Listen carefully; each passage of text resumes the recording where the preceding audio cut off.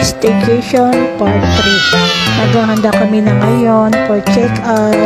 Naantay na lang namin yung caretaker kasi exact 11 lalabas na kami. Eto, picture-picture muna for remembrance.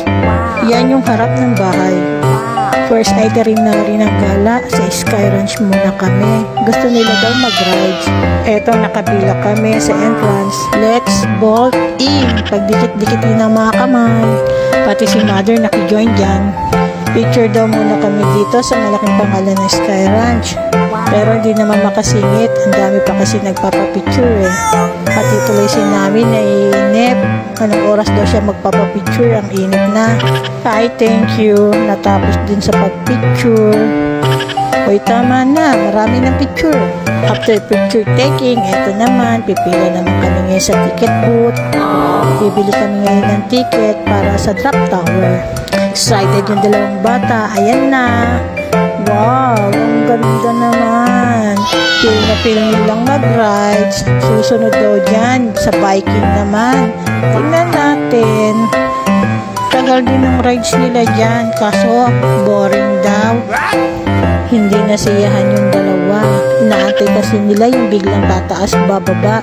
Titigil sa gitna. Pero hindi nangyari. Habang waiting sa rides ng dalawa, ayan, nagpicture-picture ako. Hindi makita ang view kasi mahamog. At ayan na nga, nakasakay na yung tatlo sa Vikings.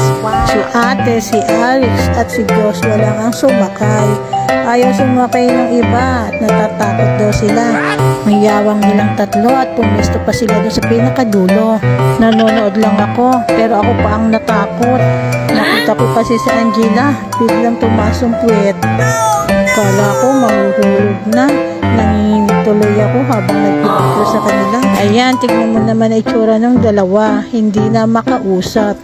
Mukhang mga nalugi. Ang putla ng mga itsura. Sumakit na ang ulo ng dalawa after ng rides. Ayan tuloy, hindi nakapasyal sa ibang lugar. Gusto pa sana mag-zipline kaso mo hindi na kaya. Dahil sa gutom na, kain muna kami sa Balay Palmera. Ayan, happy na mga person. Nakakita ng pagkain. Picture-picture muna. Walang kamatay ang picture. Pero sa totoo lang, gusto ko na kumain. Excited na ako sa bulalo. Susulitin mo talaga ang pagkain. Dahil sa presyo pa lang, busog ka na. Happy na rin si Nami kasi busog na.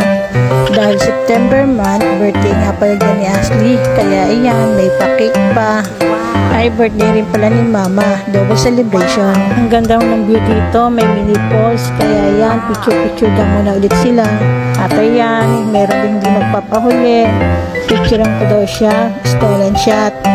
O di sige, post na. Sasabihin ko sana, smile. Kaso mo panaylikod naman pala ang gusto ng stolen shot. Uy, tama na mga picture-picture na yan. At tayo uuwi na. Ang lawak ng Balay Palmera. Bukod sa restaurant, meron din silang bilihan ng pasalubong. Uy, tama na po-promote. At tayo uuwi na. Hanggang dito na lang guys. Salamat sa pagsubaybay ng aming staycation. Hanggang sa muli. Thank you for watching.